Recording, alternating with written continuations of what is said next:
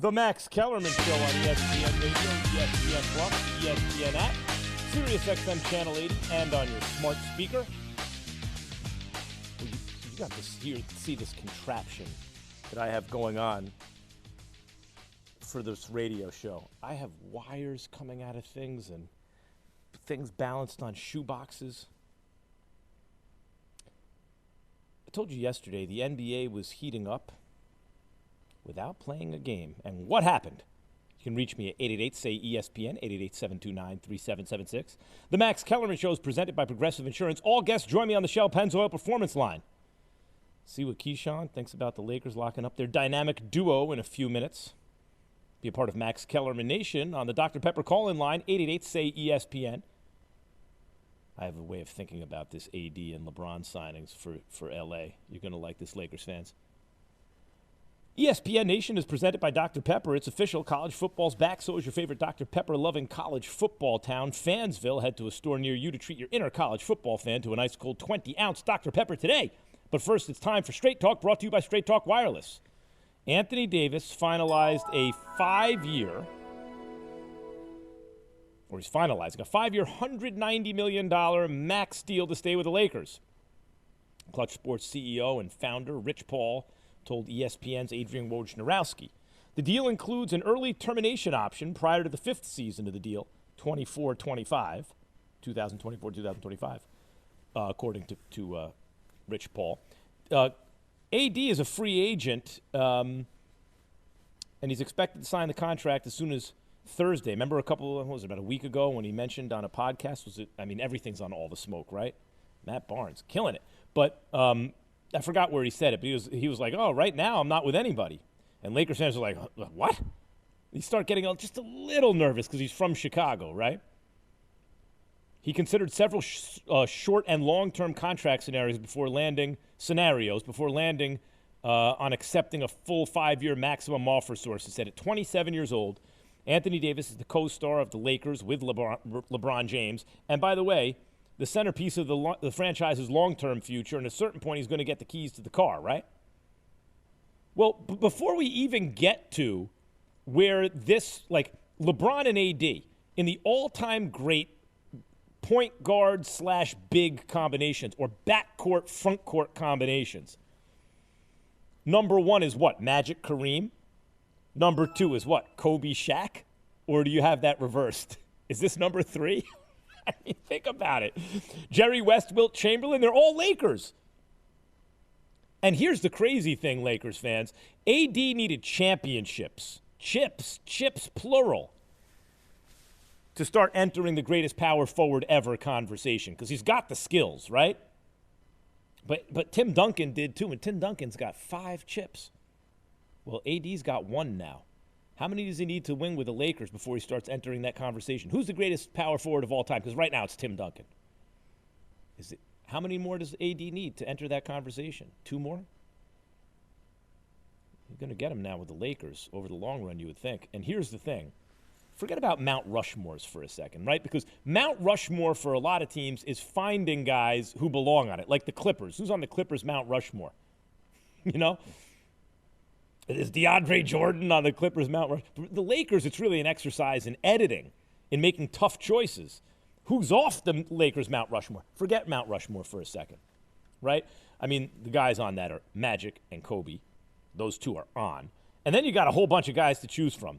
Like, I guess you can limit it to on court, but Jerry West, tough not to put him there. Mr. Clutch, the logo, MVP, finals MVP on a losing team, champion with the Lakers, and then the greatest GM ever, or executive in basketball, arguably ever. Like, hard to leave him off, but then what about Kareem, or what about Shaq? And there's so many guys. But forget about the Mount Rushmore. Just consider this, Lakers fans. Let's go 1 through 5, all time. Who's the greatest point guard of all time? The answer is Magic Johnson, clearly. Who's the greatest 2 guard? Well, it's Michael Jordan, but who's next to Jordan? Who came closest to Jordan? Kobe Bryant. Who's the best 3 of all time? Greatest 3. It was once upon a time Larry Bird. It's not anymore. It's LeBron James. Who's the greatest center of all time? Well, you could argue Bill Russell before the modern era, 3-point shot absorption of the ABA teams into the NBA. Or In the modern era, it's Kareem Abdul-Jabbar, Laker. Won 5 of his 6 chips with the Lakers. Spent at least half his prime with the Lakers. He's a Laker more than a Milwaukee Buck, obviously. And by the way, what else is he? UCLA Bruin. It's all LA. And but who's his competition coming from? Shaq, Laker. Wilt, Laker.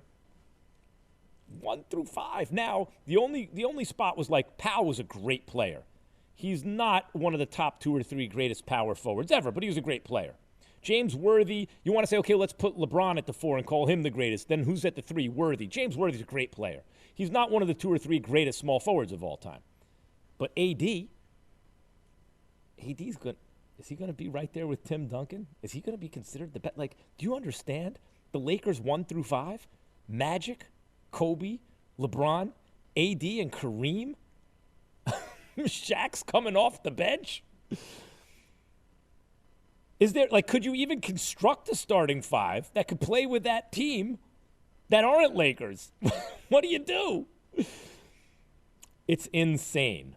It's insane how great this franchise is.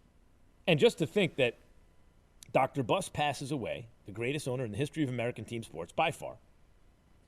And Dr. Jerry Buss leaves the team to Jeannie and Jim and his kids. And the way he structured it, it seemed to me like he wanted to use this family business, because the Lakers aren't owned by some faceless corporation, right? This is a family business. They don't make their money through something else, and this is a vanity project. No, this is how they earn a living, right?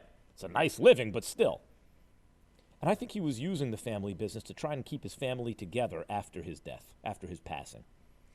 And I think Jeannie Buss, as a responsible family member and a good daughter, was trying her best to heed her father's wishes, essentially his dying wishes, right?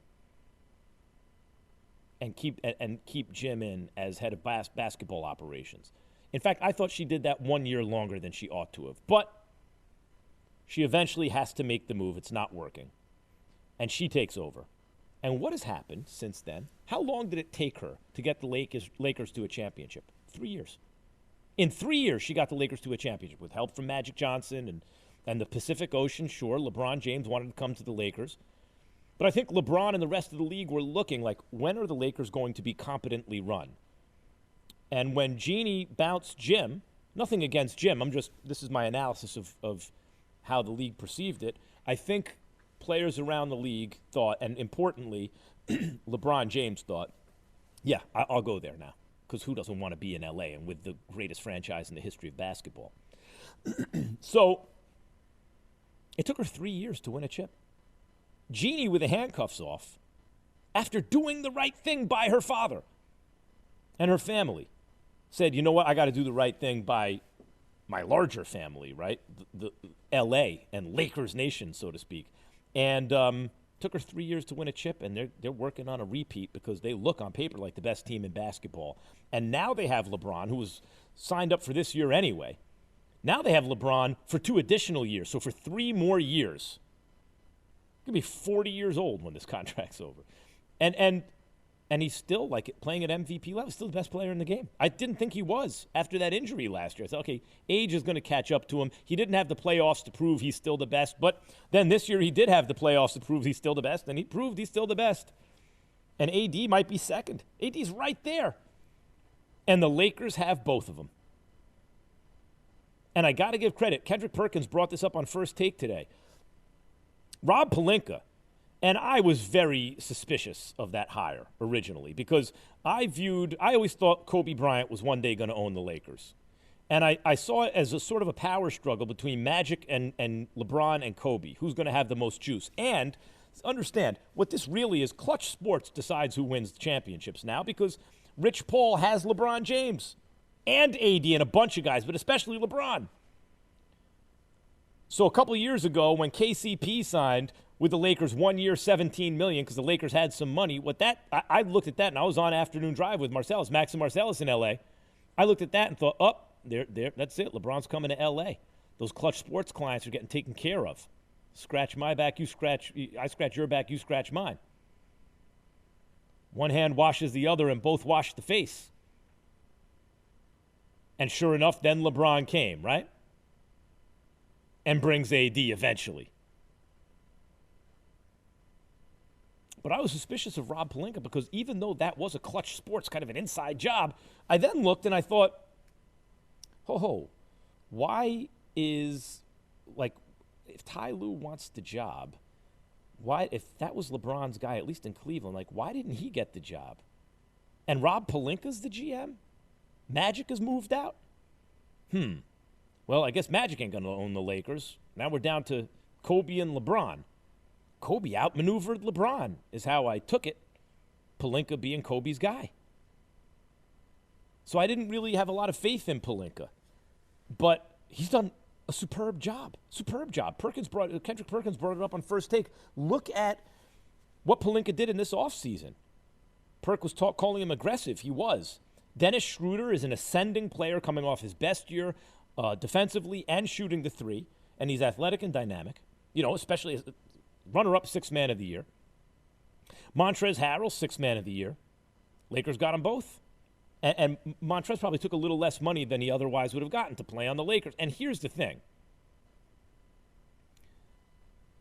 Sixth man a lot of times means, well, if he was better, he'd be starting. So they got two of the best non-starters in basketball to go with the two best starters in basketball. That's a hell of an offseason for the Lakers. That was Straight Talk Wireless, everything for less, only at Walmart. Keyshawn Johnson joins me on the Shell Pennzoil Performance Line. Key, what was your reaction to the AD signing? Yeah, I don't have a reaction. That's fine. I mean, what did you think? He wasn't going to sign? I thought he was going to sign. Nevertheless, he did. Yeah, I don't have what's your reaction? I don't really have one. It's like, oh, okay, they got it done. I mean, I knew they were going to get it done. So by knowing they was going to get it done, I never really was, like, stressed out about it like a lot of other people.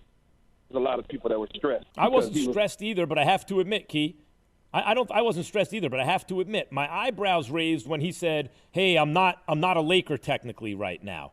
Because I was thinking, wait, why would he say that? Obviously, they're going to get something done in L.A. Your eyebrows weren't raised by that comment? Not at all, not one bit. I think it's cool to play with the media and have everybody guessing and talking about it, and that's what I felt the entire time, Max, is that he was just doing, following the protocol of clutch management and what they like to do and how they like to do things. So here's my thought about AD and LeBron together, Key. They're arguably the best and second best player in basketball. I mean, you could argue AD is 2. LeBron's 1. They join Kobe and Shaq and Wilt and Jerry West and Kareem and Magic as the next great pair of backcourt player, front court great. And the Lakers right now are in the position they're normally in, which is the rest of the league is looking up at them, but not just for this season. For the next 3, at least with LeBron, and 5 with AD, they're set up right now. They are set up for a nice, 5-year type run situation to be in the mix every single year of the Western Conference Final. They're so much better than everybody else in the Western Conference Final. When just a couple years ago, the Western Conference, not the final, the Western Conference was the elite of the elite, where it's shifted now to the East, it feels like, and the Lakers are the one team in the West that you would lay your money down that would come out of the West every single year for the next, 3, 4, 5 years. That's the way they set it up. That is, you think about it, LeBron James, KCP, Montrezl Harrell, all of these guys are all under the tutelage of Rich Paul and clutch management. And so that's fascinating in itself. Meantime, the Steelers, Key, win, but Tomlin kind of chews out the team publicly afterward, talking about it's a terrible performance. I'm going to give you my take. I want you to react. Tell me what you think. I think it's the best thing that could have happened to the Steelers because Steelers-Ravens always going to be a tough game. End of last year, Steelers were playing for a plus 500 record. Ravens sat all the starters and still beat the Steelers by 18. Now, they had Big Ben for this game. But they got ready, they had to wait, they got ready, they had to wait, and it's still a rivalry game. The fact that they got by with the W, but probably feel almost like they took an L, is probably the best thing that could happen to an undefeated team who now has a short week and has to get ready for a Washington team that's capable of upsetting the apple cart. So I like the fact that they won the way they did, from the point of view of a Steelers fan.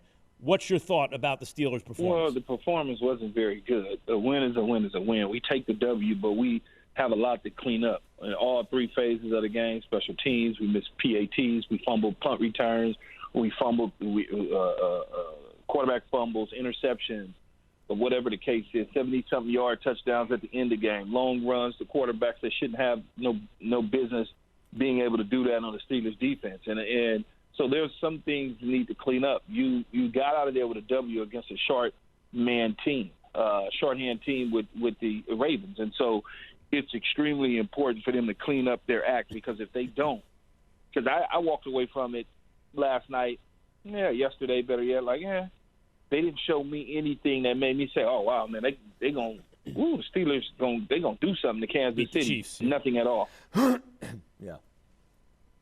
Meantime, you know what the most disturbing thing for me was? Because, look, I can cut them some slack based on the way the schedule's gone. They had to postpone for the Titans. They had to use their bye up early. They had to change their schedule. They had to keep getting ready, let down. Get ready, let down. For the Ravens, Baltimore doesn't have Lamar Jackson. It's all upside down. And usually the Steelers beat you like the way the Patriots used to. They're going to beat you in two of the three phases. If offense isn't working, they'll get you on defense and special teams, etc. But they were bad all three, like you said. The most disturbing part for me, though, was Ben Roethlisberger's decision-making, Key. Like, he made bad decisions yesterday, especially the end of that game. The pass he threw that kind of iced it could have easily been a pick six. What do you think about Roethlisberger's decision-making, and what do you think's going on there? They dropped a bunch of balls when he was throwing them. The pass at the end of the game was such a beauty. I don't want to say if you know anything about football, because I don't want to do you like that. But if one knows anything about, if anybody knows anything about quarterbacking, he manipulated the football. It wasn't a floater like that. He timed it so that Washington can run underneath it. He placed that ball where he needed to place it perfectly. It looked as though. By the way, that part was obvious to anyone that it was a beautifully thrown ball. I'm talking about the decision to force it there. Well, you don't find that a dangerous pass to make? No, because he knew that there's two things that could happen in that situation. He's trusting the receiver to come down with it, but he's also trusting the receiver, if he can't come down with it, to make sure it doesn't get intercepted. Why even take that chance up in the game at that point? Because you believe in that positional player at that point in time in the game. Okay, let's move on to L.A. Do you think Jared Goff, listening to Coach McVay talk about, when he was asked about Goff, he did not just definitively say, there's no way I'm benching Jared Goff, blah, blah, blah, get out of here. You think Goff is in danger of getting benched? No, not at all. He won't bench him. He's not going to bench him. He's not going to bench him at all. Why do you think he answered the question that way instead of just being definitive? No, we're not benching Jared Goff. What are you, crazy? Well, I don't think he answered it any other way that you would answer a question when somebody asks you, did you ever think about benching him? He said no. What is he supposed to say?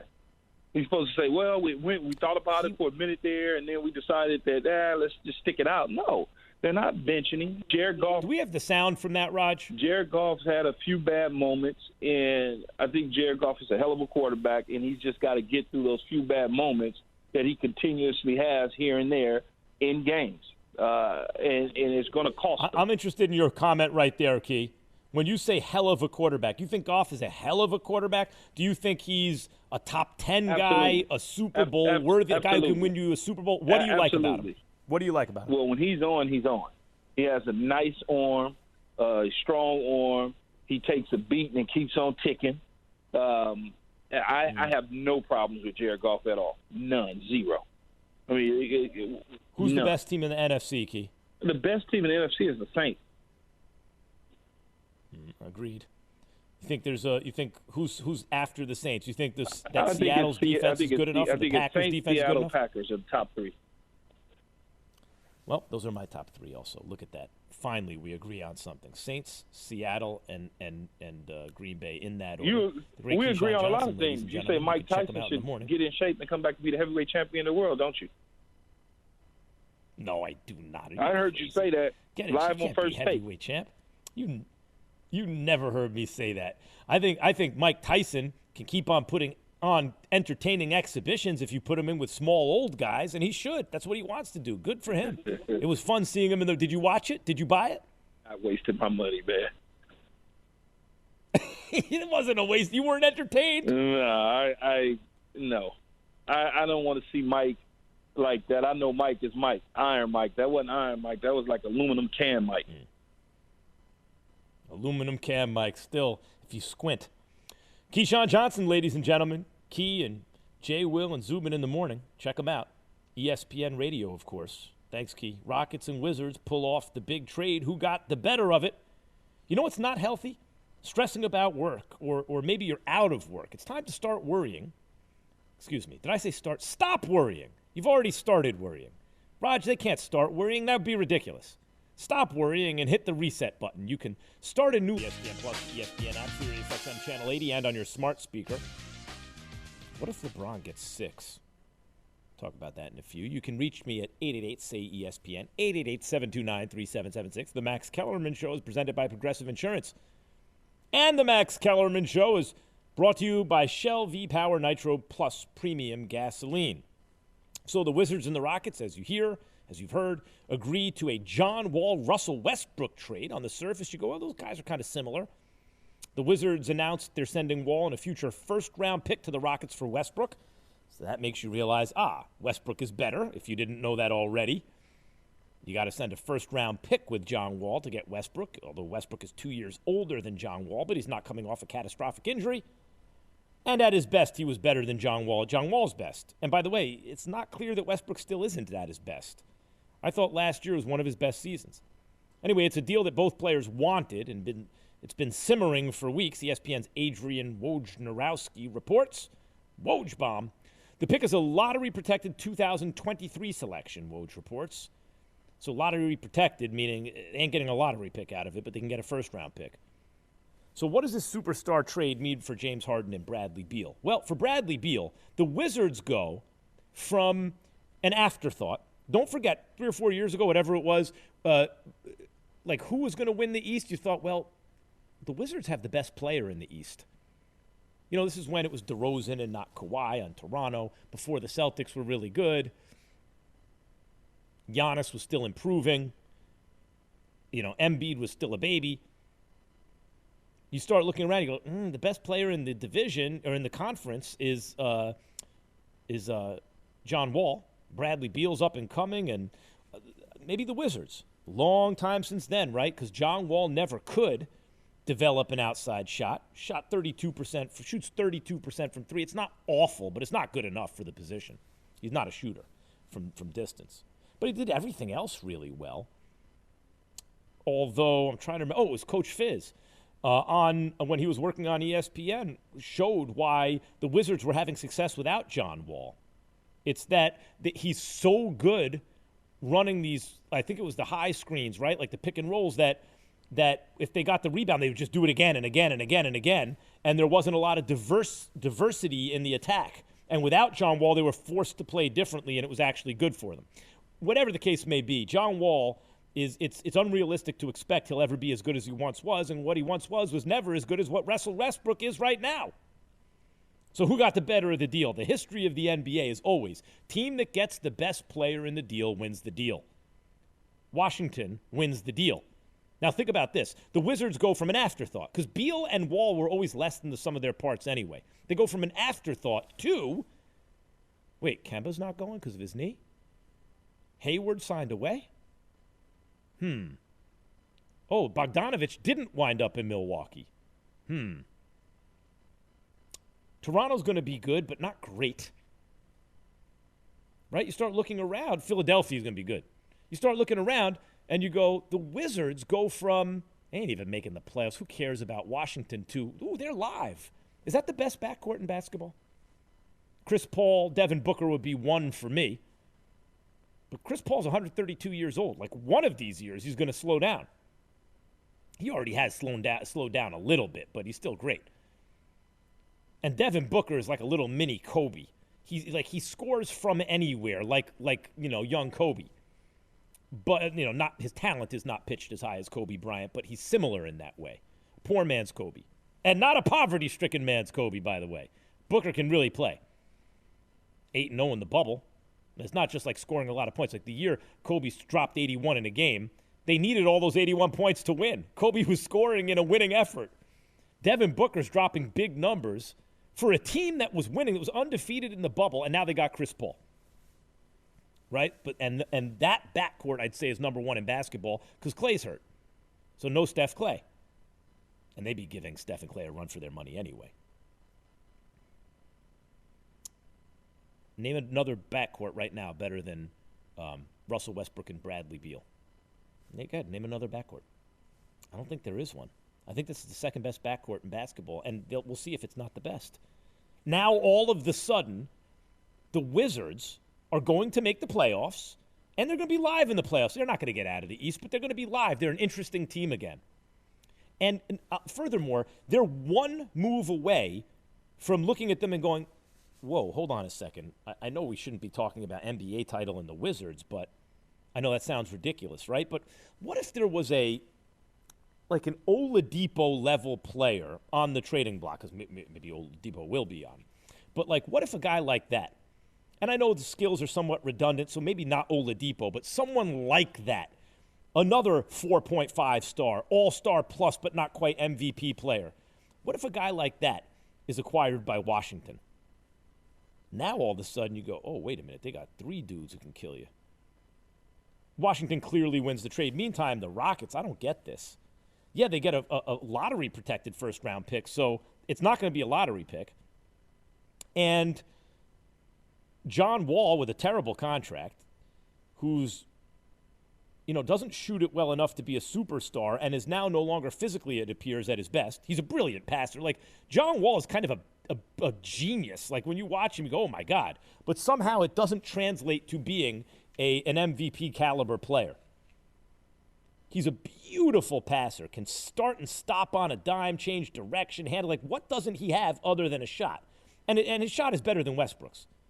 He can shoot it, just not really well enough.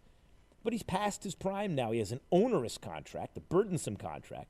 And that's not going to keep James Harden in Houston. Harden's out of there.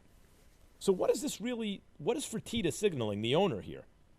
You let Morey walk out the door. If Daryl Morey ever came into my office and I was the owner of a team, he's like, I want out. I'd be like, hold up, Daryl. What can I do? Whatever I did, I'm sorry. Here's some more money. Stay right here. Well, Daryl Morey never won a championship. You understand? They had nothing. Daryl Morey surveyed the landscape, saw James Harden as an undervalued commodity. He wasn't considered a superstar. He was a six-man.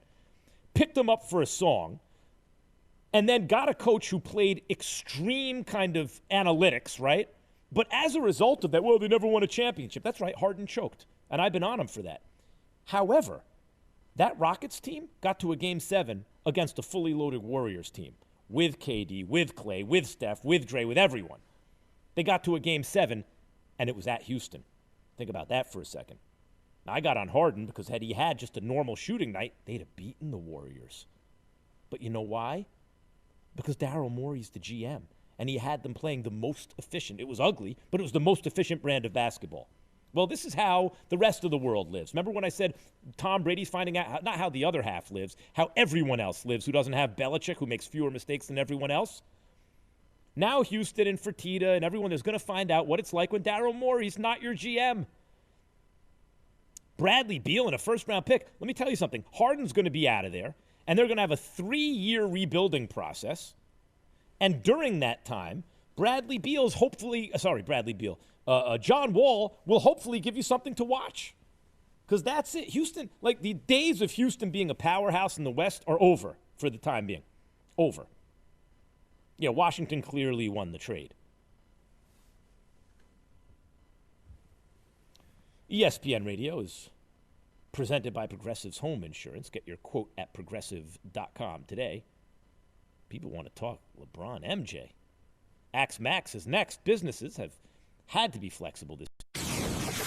The Max Kellerman Show on ESPN Radio, ESPN Plus, the ESPN app, and SiriusXM Channel 80, and on your smart speaker. Turn that up, Raj.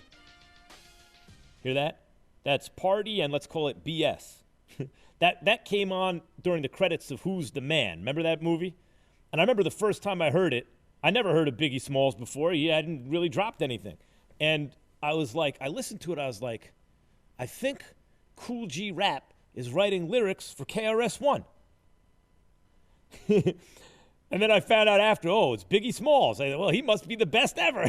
If you think Cool G Rap is writing for Chris, that's the best rapper ever. And I think at his peak he was.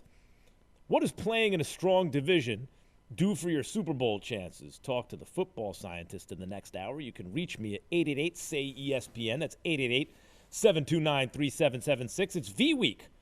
And during these challenging times, ESPN and the V Foundation's fight against cancer has not stopped. Cancer ain't stopping. COVID's out there. Matter of fact, cancer's extra dangerous for COVID patients. If you are able, please support. If you're able, understand times are tight right now, but if you are able, please support cancer research by visiting v.org/donate. 100% of what you give, 100% of it, goes to cancer research. Max. All right. Dr. Pepper call-in line, 888-SAY-ESPN, 888-729-3776. Tony in Los Angeles. You're on the Max Kellerman Show. Hello, Go. my buddy Max. How you doing today? Good. Listen, I want to get your take yesterday. I really think I want to know what you think about John Harbaugh being terminated from Baltimore. I'm looking at his stats since 2012, his Super Bowl year. He has missed the playoffs, I think, 4 out of the past 7 years. This year in total offensive rankings, they're 31st in the league in total passing. 2019, they're 24th in total passing. 2018, 23rd in total passing. Yesterday. Okay, but his quarterbacks have been Flacco and Lamar, and these guys are not known primarily for their accuracy, throwing the ball. And here's the thing. News from Max Kellerman Nation. Tony just hit us up on the Dr. Pepper call-in line. Here's the thing. Harbaugh, he's missed the playoffs 4 out of 7 years. This year 7 teams are going from each conference. What's that? Someone just said something in my ear. I don't know if you could hear that on the air. But if you miss it more than half the time, look, there are 16 teams in each conference. Until this year, only 6 made the playoffs. Now it's 7. So if you make it almost half the time, you're doing better than most. No, I don't think Harbaugh should be fired. Jose in New York, you're on the Max Kellerman Show, ESPN Radio. Come on. Jose. Yes, sir. How you doing, Max? Go ahead, Jose. Okay, Max. So I was trying to get into that Michael Jordan and LeBron James debate. Go ahead. Now, one thing that is a proven fact is that Mike never messed up in the finals. Now, there was plenty of times where LeBron James messed up, single-handedly messed up in the finals. Not plenty of times, but against Dallas, you can take it away from him. Look, LeBron led a Cleveland team that had no business in the finals to the finals. I don't care that he lost there. That's amazing that he did that. LeBron almost beat a Warriors team without Kevin Love or Kyrie Irving. Took him 6 games in the finals. LeBron gets extra credit for me for that. LeBron beat a 73-win Warriors team. Amazing accomplishment. Amazing accomplishment. However, he lost to a Dallas team he should have beaten, and he did it because he choked. He also lost to the Spurs at the end of that Heat run, and they had chances to win, and they just lost. I don't hold against him that he couldn't beat a 73-win team that added KD the last 2 seasons against the Warriors. Michael Jordan, on the other hand, the very first time he played with a single other All-Star, took the champion Pistons 7 games and lost because Pippen had a migraine. So he was without his All-Star again. Pippen played 40 minutes, scored 2 points. And then after that, Pippen reached his prime the following year. Jordan never again didn't win the finals in under 7 games. Well, he came back. He came back and played 17 games and lost to the Magic. He wasn't ready. He didn't have his basketball legs. The following season, Orlando got better. Shaq and Penny won 60 games. Jordan swept them and then beat the 64-win Sonics in the finals. Yes, Jordan's the greatest player of all time at his peak. LeBron's going to go down as career value, the greatest, and Jordan greatest peak value. Which one do you like more? The answer is peak. AD finally commits to the Lakers. What does it mean for LeBron? Max Kellerman. This is the Max Kellerman Show. Max Kellerman Show on ESPN Radio. The Max Kellerman Show on ESPN Radio, ESPN Plus, the ESPN app, Sirius XM Channel 80, and on your smart speaker. Hear what Coach Tomlin had to say. I have a problem pronouncing the word "here" now, apparently. Hear what Coach Tomlin had to say about the Steelers' win over the Ravens. You hear it? Talk about that. Wait, no, wrong, not yet. All right. Too late now.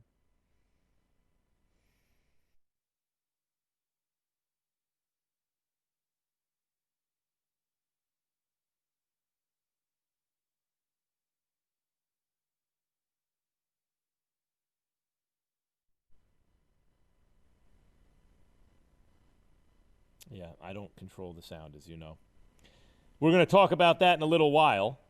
You can reach me at 888-SAY-ESPN, 888-729-3776. The Max Kellerman Show is presented by Progressive Insurance.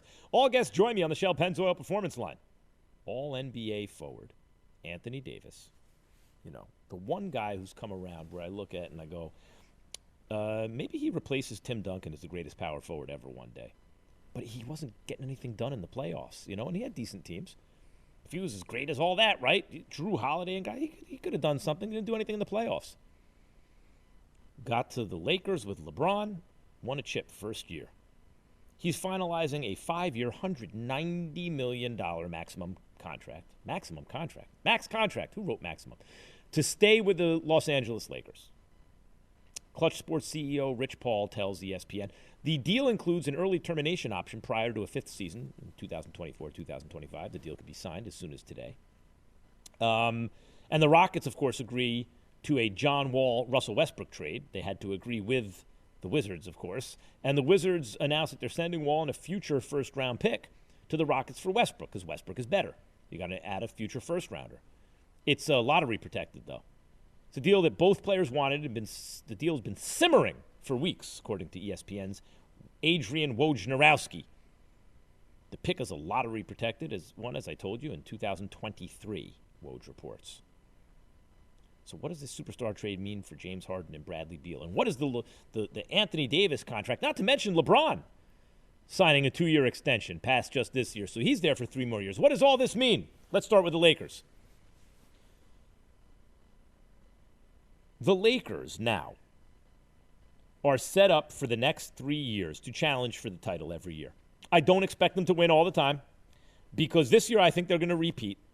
But you think Steph Curry's going to win a championship again with the Warriors when Klay gets back? Or with whatever they could do with Wiseman and Wiggins, whether it's play him or trade him? Do you think that the Nets with KD and Kyrie and Karis LeVert and Dinwiddie and maybe James Harden, this sounds like that might win one, or is Antetokounmpo going to win with Drew Holiday and Chris Middleton? And if not, will he go somewhere that now that team is going to win because he'll join some super team, right? It's a lot of competition, but I do think the Lakers win this year. And what this means is they have their franchise cornerstone for the next half decade in Anthony Davis. Anthony Davis now has a chance to go down in history as the greatest power forward ever. He's going to have 2 rings right away. He already got 1. And he's likely going to have more than that, even if he gets to 3. I know Duncan had 5. But Duncan spent his whole career with Popovich. He won as a rookie because the Spurs were excellent. And then Robinson gets hurt, David Robinson, one of the all-time great centers. And then so they get the number 1 pick in the draft. They look up. They draft Duncan. Then Robinson gets healthy the next year. They got the greatest twin towers of all time. Tim Duncan and David Robinson. So he wins right away in his rookie year, and then throughout, his career, it's Greg Popovich running the show. So they get, they find Tony Parker and Manu Ginobili and Kawhi Leonard, and they coach him up. And so it's different. AD didn't have that the first 6 years of his career. If he even winds up with 3 championships, given the kind of numbers he puts up, he's going to be in that argument with Tim Duncan. Meantime, who's the greatest point guard of all time? Magic Johnson.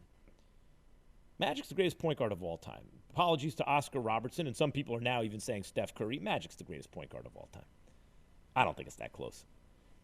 Greatest 2 guard of all time is Michael Jordan. Who's come closest to Jordan? Kobe Bryant. And before Michael Jordan, who was the greatest 2 guard of all time? You could argue Jerry West. Kobe and Jerry West are on the Lakers. Who's the greatest small forward ever? Once upon a time, it was Larry Bird. But then LeBron came around, and you can't argue Larry Bird over LeBron. Not anymore. LeBron's greater than Larry Bird. He's the greatest small forward ever. Greatest point guard. Two of the three, or certainly the second greatest two guard, and two of the top 5 two guards of all time. Greatest small forward ever. Who's the greatest center ever? Well, in the pre-modern era, Bill Russell. But since the adoption of the three-point shot, the absorption of the ABA teams, like however you want to define the modern era, clearly it's Kareem, right? But if it's not Kareem, who is it? Shaq? And who was Bill Russell's main competition? Wilt. All played for the Lakers. All played for the Lakers. I mean, Wilt was normally better than Bill Russell. But Bill Russell was like, he was Mr. Game 7. Bill Russell played in 21 Game 7s in his career. Sorry, excuse me. Bill Russell played, not Game 7s. Bill Russell played in 21 deciding games in his career, high school, college, pros. His record was 21-0. And he was doing things like dropping 30 points and grabbing 40 boards. Wilt went away in deciding games, Raj.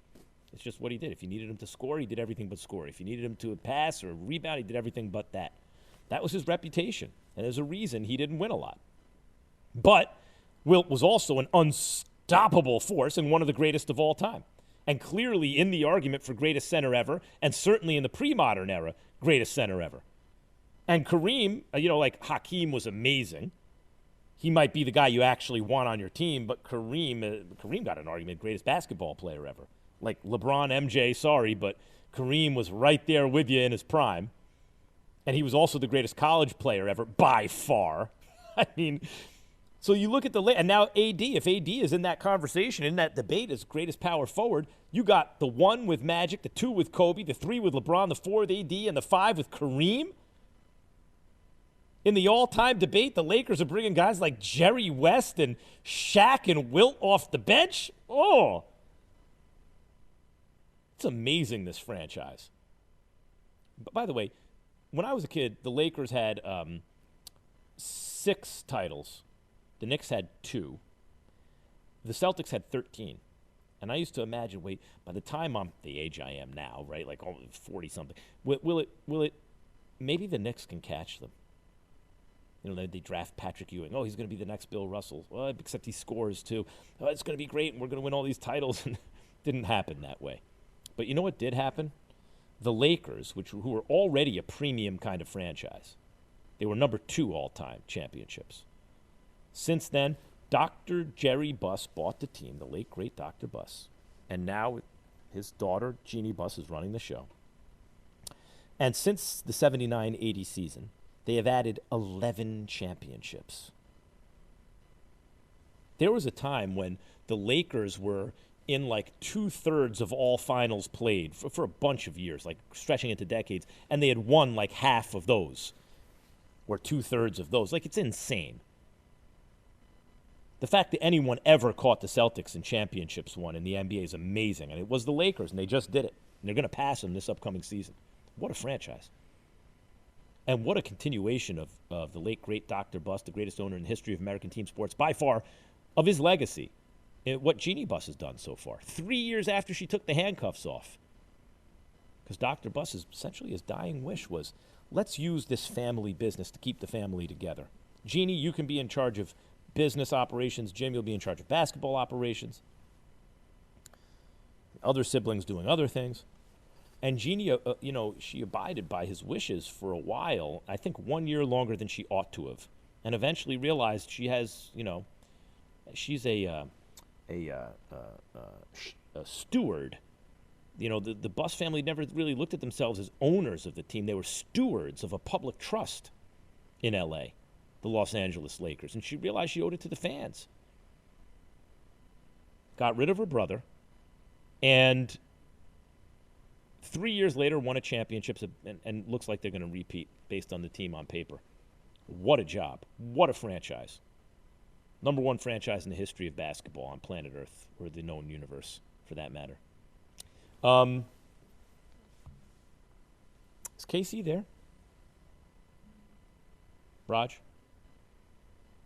All right. KC is there. KC Joyner, the football scientist, joins me on the Shell Pennzoil Performance Line. So much attention, KC, is being paid to the abysmal NFC East getting a home playoff game. What are your thoughts of the strength of divisions in the NFL right now? Strength of divisions in the NFL right now, I mean, if you look at the one-loss record of the divisions, actually the Steelers, not surprising being 11-0, they're the AFC North would be the leading division because they've got also the Ravens are still 6-5 and the Browns are 8-3. So that's the best division. And then it goes NFC West, AFC West, NFC South. Then you get the NFC North, AFC East, and AFC South. So it's kind of surprising that the AFC South, you would think they'd be a little more competitive, but they're tied for next to last in division strength. And it makes a difference because when I've looked at this in the past, you've got to come from a strong division typically if you want to win the Super Bowl. Go ahead. Since 2002, when the NFL went to 18, they went to the current 8-team divisions. That's 18 Super Bowls in that time frame. So it's 36 appearances in the Super Bowl, and there's 18 winners of those Super Bowls. The teams that finish 1 through 4 in division rank, in other words, if you're in the division that ranks anywhere from first through fourth as far as overall one-loss record, you're accounting for 13 of those Super Bowl wins. If you're in the division that finishes 7th or 8th, only 4 of the 36 appearances in this span have come from teams that finished in the divisions that rank 7th or 8th, and only 1 Super Bowl winner in that time frame. So if you come from a weak division in the NFL, you're almost never going to get to the Super Bowl, and if you do, you're almost never going to win. Why? Now, listen, it seems to me that's because you're not very good. That's you're in a weak division. You won it. You were a little lucky. But do you think there's another reason that I did a study for this in a book I wrote back in the mid-2000s called Blindsided. And one of the things I read it. Thank you. Yeah. One of the things about it. Blindsided. Hold on. Wait a minute. Blindsided was the title of the book. I don't have it in front of me. As I recall, it was Blindsided, and it was the subtitle was why the left tackle is overrated and other contrarian ideas, or something like correct. That. Is that right? Why the left tackle is overrated and other contrarian football thoughts. Yes, that's exactly correct. Football thoughts. Okay. Yep. I was surprised when I did the study for that book that the 80s Bears, because you think, I mean, this is the Super Bowl Shuffle Bears, the 85 Bears, 15-1, dominated that Super Bowl. They only make 1 Super Bowl, and they win that Super Bowl, but that's it.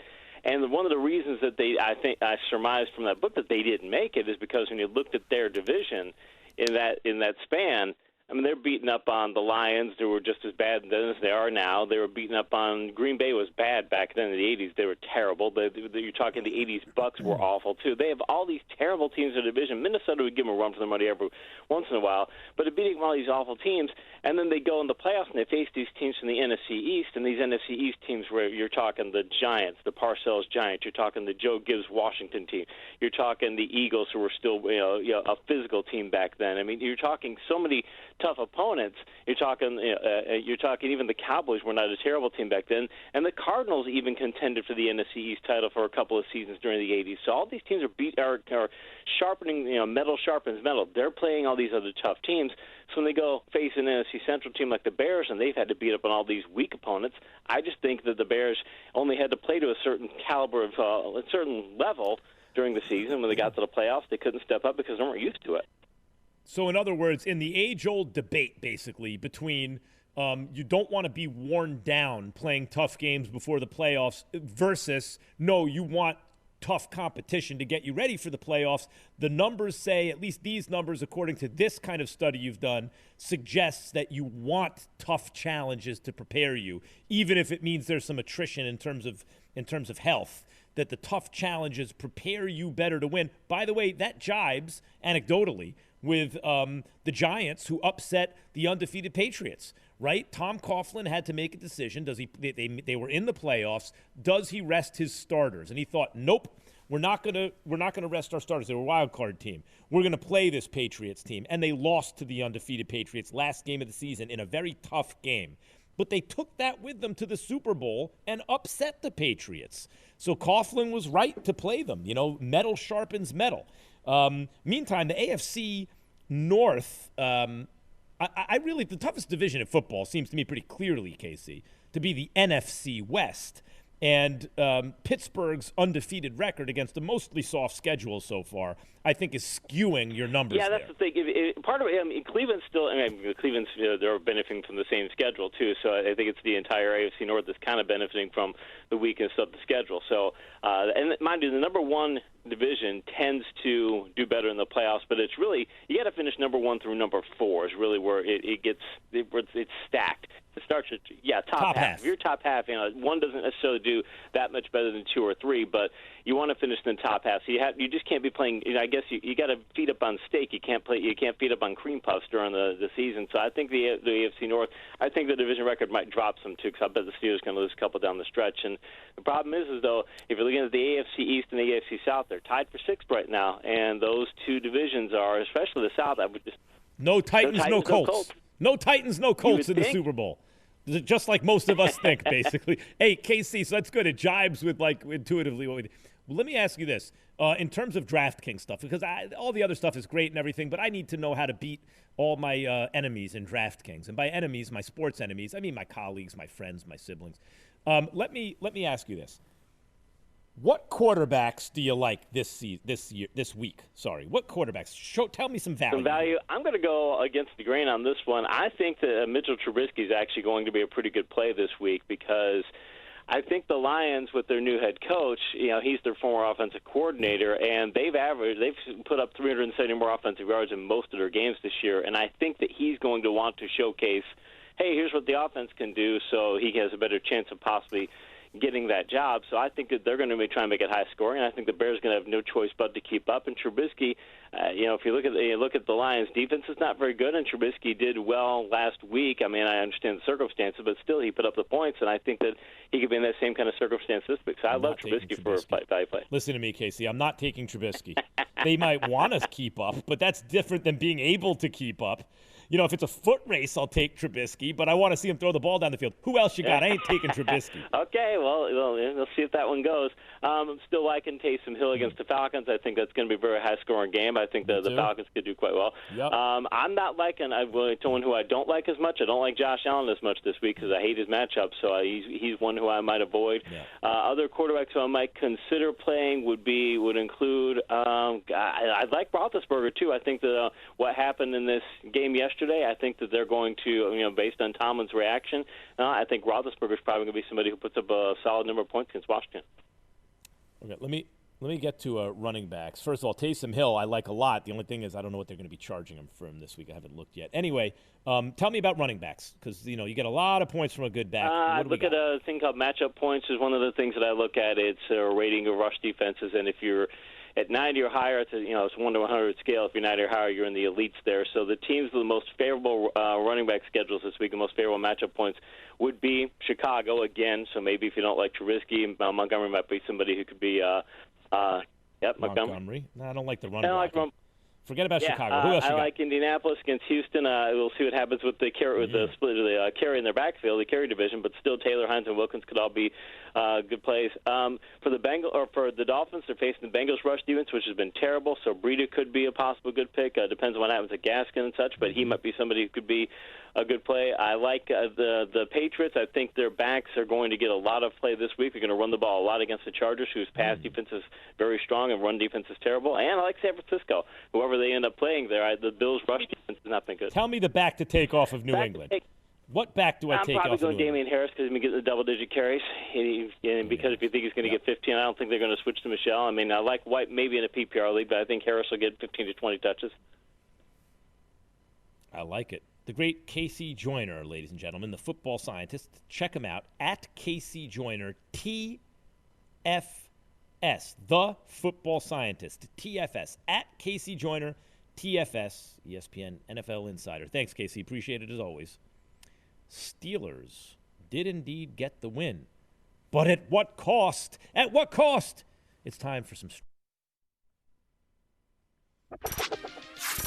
The Max Kellerman Show on ESPN Radio, ESPN Plus, the ESPN app, and SiriusXM Channel 80, and on your smart speaker, 888-SAY-ESPN, 729-3776. The Max Kellerman Show is presented by Progressive Insurance. Coach Mike Tomlin. Look, I'm not saying he's the best coach in football. Bill Belichick's the greatest football coach of all time. But if I were a player, I would want to play for Mike Tomlin. This dude talks. You're like, I run through a wall, boy. Tomlin has conviction when he talks. And you can see he's player friendly. So when he says the Steelers' effort in the win was junior varsity, you believe he has his team's attention. Quote, it was really junior varsity, to be quite honest with you, Tomlin said after the Steelers improved to 11-0 with a 19-14 victory over the Ravens. It was in all three let me try and speak English again. It was in all three phases, he added. We are fortunate tonight. It's good to proceed with the victory. I acknowledge that, but not a lot happened tonight to be proud of or to be excited about other than that. And that's the point. This is why it was the best thing for the Steelers. They got the win, so they're still undefeated. And let's not pretend. Look, I know some Steelers fans, Stephen A. was talking about it. They want to get a loss or two out of their system in the regular season, right? But come on. Steelers fans, you don't want to go undefeated and win the Super Bowl, right? No one's ever done it in the 16-game era. And I don't think you're going to do it. I don't think you will. But, you know, you happy you got that win? You're still undefeated? In week 13, you got 11 wins? The problem is this. Steelers got screwed this season because of COVID. I mean, the whole world did, especially this country, because of incompetence at the highest levels of our government, federal government. But that's changing now. But in the meantime, they really got screwed. Like the Steelers, they had to move their bye week to week 4, right? In the middle of a soft schedule, they have to move their bye week because the Titans get COVID, right? Not the Steelers, the Titans. Not that it's necessarily anyone's fault. You can follow protocols and be careful and still wind up with COVID. Many have. It's very contagious. It's hard to track. It's incubation period takes a long time when you're asymptomatic. I get it. Nevertheless, the Steelers didn't have it. The Titans did, and they had to get their schedule changed around. But the league, they tried to adjust and compensate by giving the Steelers a little mini bye later in the season, which also went by the wayside because the Ravens got COVID, tested positive every day for 10 straight days. So the Steelers are getting ready. No. Hurry up and wait. And then they finally play the game, and guess what? They have a Washington game on the schedule. Like, okay, they're playing Wednesday. That's a short week because Monday they moved the league accommodated them by moving the game from Sunday to Monday. But on Monday they got to play again, and they're playing a Washington team, and they could be on upset alert. Washington's played better and better. Right now, considering Daniel Jones just got hurt, they're probably the best team in the NFC East, which is not saying much, but still. Their defense is pretty good. Like they've been playing better as the season's gone on. And what did Ryan Clark tell Stephen A. and me on First Take? The best time to play the Steelers or Ravens is the week after they've played each other. Because it's such an intense rivalry. They're all beaten up, battered, and bruised, and there's an emotional letdown. Especially against a losing team like Washington, who is nevertheless not so bad. They're capable of beating the team. That's a trap game. It is. But, so think about what happened. The Steelers escape with a win against the Ravens, perfect record intact, and now on a short week where they're set up to have a trap game, instead, their coach comes out.